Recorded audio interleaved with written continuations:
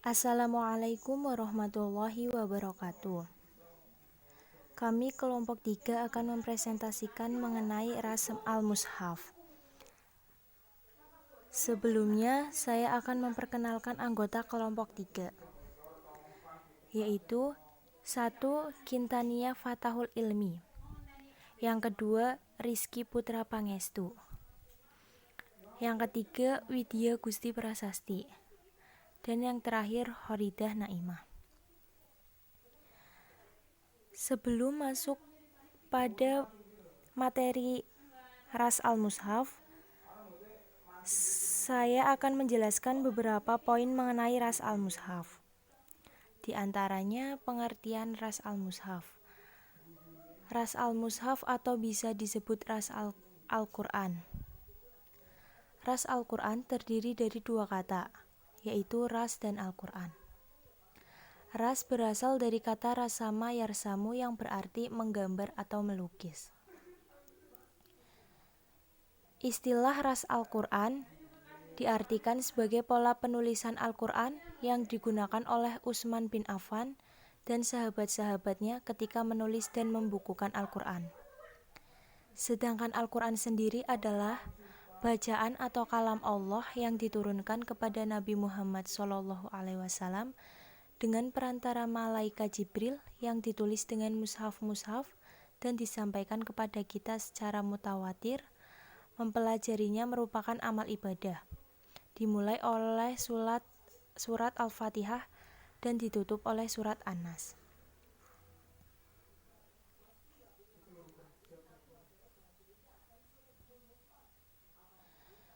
Ras Al-Quran juga bisa disebut Ras Utsmani. Penyebutan demikian dipandang wajar karena Khalifah Umar bin Affan yang merestui dan mewujudkan dalam bentuk kenyataan. Ras al-Mushaf adalah ketentuan atau pola yang digunakan oleh Utsman bin Affan dengan sahabat lainnya dalam hal penulisan Al-Quran yang berkaitan dengan mushaf-mushaf yang dikirim ke berbagai daerah dan kota, serta mushaf al-Iman yang berada di tangan Utsman bin Affan itu sendiri. Sejarah Ras Al-Quran. Pada mulanya, mushaf para sahabat yang berbeda antara satu dengan yang lainnya, mereka mencatat wahyu Al-Quran tanpa pola penulisan standar, karena umumnya dimaksudkan hanya untuk kebutuhan pribadi, tidak direncanakan akan diwariskan kepada generasi sesudahnya. Di zaman Nabi SAW, Al-Quran ditulis pada benda-benda sederhana seperti kepingan batu, tulang kulit unta, dan pelepah kurma. Tulisan Al-Quran ini masih terpencar-pencar dan belum terhimpun dalam sebuah mushaf dan disimpan di rumah Nabi SAW. Penulisan ini bertujuan untuk membantu memelihara keutuhan dan kemurnian Al-Quran. Di zaman Abu Bakar, Al-Quran yang terpencar-pencar itu disalin ke dalam suhuf atau lembaran-lembaran. Penghimpunan Al-Quran ini dilakukan Abu Bakar setelah menerima usul dari Umar ibnu Al-Khattab yang khawatir akan semakin hilangnya para penghafal Al-Quran, sebagaimana yang terjadi pada perang Yamamah yang menyebabkan gugurnya 70 orang penghafal Al-Quran. Karena itu, tujuan pokok dalam penyalinan Al-Quran di zaman Abu Bakar masih dalam rangka pemeliharaan agar jangan ada yang terluput dari Al-Quran. Di zaman Khalifah Utsman bin Affan, Al-Quran disalin lagi ke dalam beberapa naskah. Untuk melakukan pekerjaan ini, Utsman membentuk tim 4 yang terdiri dari Zaid bin Thabit, Abdullah ibnu Az-Zubair, Sa'ad ibnu Al-Ash, dan Abdul Al-Rahman Abdul Al-Aris. Dalam kerja penyalinan Al-Quran ini, mereka mengikuti ketentuan-ketentuan yang disetujui oleh Khalifah Utsman. Di antara ketentuan-ketentuan itu, bahwa mereka menyalin ayat berdasarkan riwayat mutawatir, mengabaikan ayat-ayat mardhu, dan tidak diyakini dibaca kembali di masa hidup Nabi SAW. Tulisannya secara maksimal mampu diakomodasi qiraat yang berbeda-beda dan menghilangkan semua tulisan sahabat yang tidak termasuk ke dalam ayat Al-Quran. Para penulis dan para sahabat setuju dengan tulisan yang mereka gunakan ini.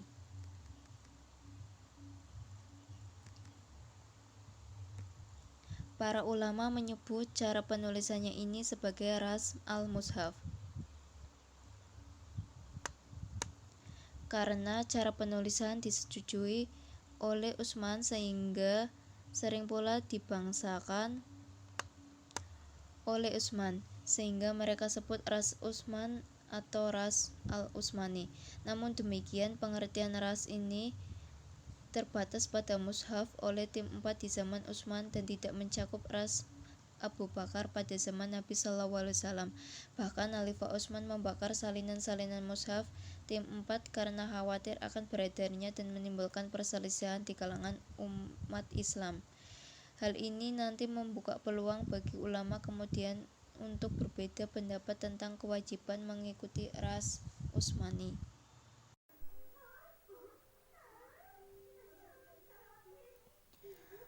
Pola penulisan Al-Quran dalam Mushaf Utsmani. Mushaf Utsmani ditulis menurut kaidah-kaidah tulisan tertentu yang berbeda dengan kaidah tulisan imlak. Para ulama merumuskan kaidah tersebut menjadi 6 istilah. 1. Al-haz berarti membuang, menghilangkan, atau meniadakan huruf. Contohnya, menghilangkan huruf alif pada ya nida dari ha tanbih pada lafadz jalamah dan dari kata na. Yang kedua, al-ziyadah berarti penambahan. Kata yang ditambah hurufnya dalam ras Utsmani adalah alif, ya, dan wawu. Menambah huruf alif setelah wawu pada akhir setiap isim jamak atau yang mempunyai hukum jamak.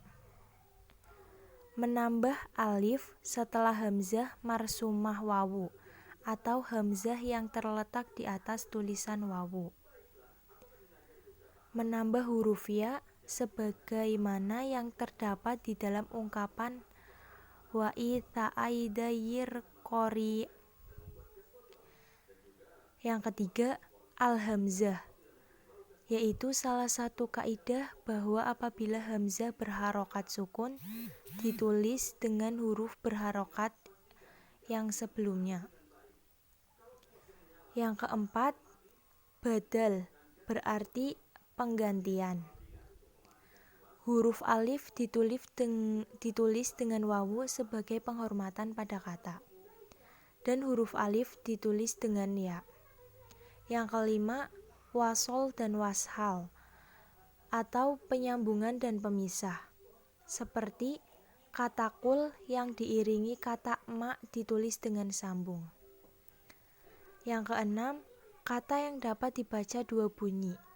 Suatu kata yang dapat dibaca dua bunyi penulisannya disesuaikan dengan salah satu bunyinya. Di dalam Mushaf Utsman, penulisan kata semacam ini ditulis dengan menghilangkan alif. Misalnya, Maliki Yaumiddin. Ayat ini boleh dibaca dengan menetapkan alif, yakni dibaca dua alif, boleh dua dengan hanya menurut bunyi harokat, yakni dibaca satu alif.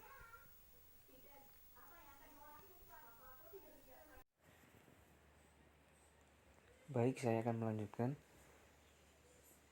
Yang selanjutnya ada pendapat para ulama mengenai ras Utsmani. Kedudukan ras Utsmani diperselisihkan para ulama.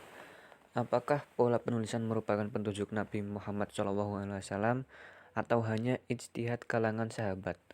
Adapun pendapat mereka adalah sebagai berikut.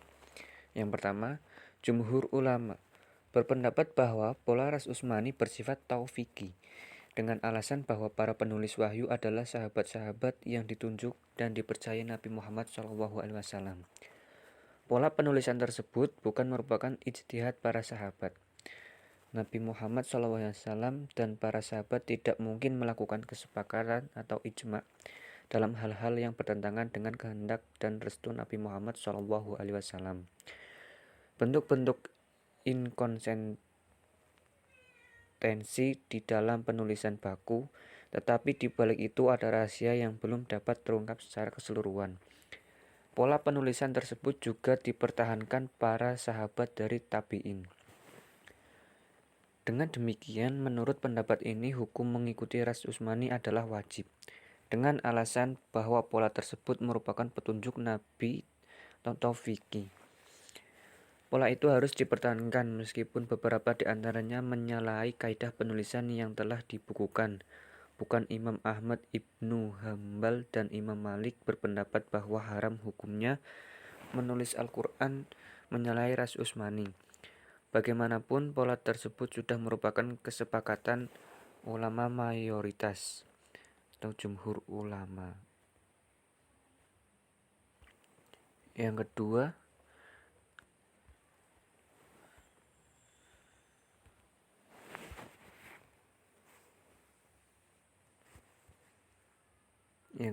sebagian ulama berpendapat bahwa penulisan Al-Quran dalam ras Utsmani hanya merupakan hasil ijtihad para sahabat Nabi, tidak bersifat taufiki. Hal ini karena tidak ada nas baik merupakan ayat Al-Quran maupun Al-Sunnah yang menunjukkan adanya keharusan menulis Al-Quran menurut ras atau pola tertentu. Ulama yang tidak mengakui ras Utsmani sebagai ras taufiki berpendapat bahwa tidak ada masalah jika Al-Quran ditulis dengan pola penulisan standar atau ras imla.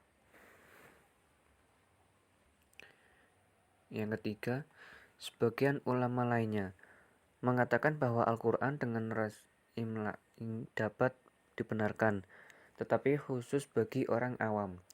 Bagi para ulama atau yang memahami ras Utsmani tetap wajib mempertahankan keaslian ras tersebut. Pendapat ini diperkuat oleh Al-Syarqani dengan mengatakan bahwa ras imla diperlukan untuk menghindari umat dari kesalahan membaca Al-Quran, sedangkan ras Utsmani diperlukan untuk memelihara keaslian mushaf Al-Quran. Pendapat yang ketiga ini merupakan mengkompromikan antara dua pendapat terdahulu yang bertentangan. Di satu pihak mereka ingin melestarikan ras Utsmani, sementara pihak lain mereka menghendaki dilakukan penulisan Al-Quran dengan ras imla untuk memberikan kemudahan bagi kaum muslimin yang kemungkinan mendapat kesulitan membaca Al-Quran dengan ras Utsmani.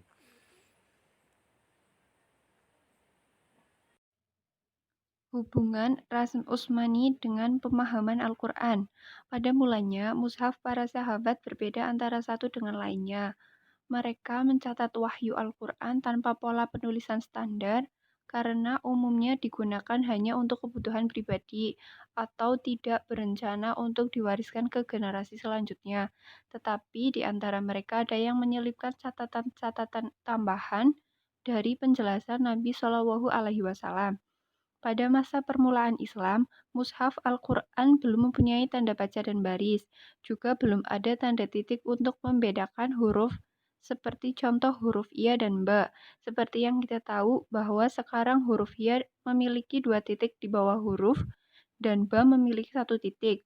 Rasm Al-Qur'ani mengalami perkembangan pesat pada beberapa periode berikutnya.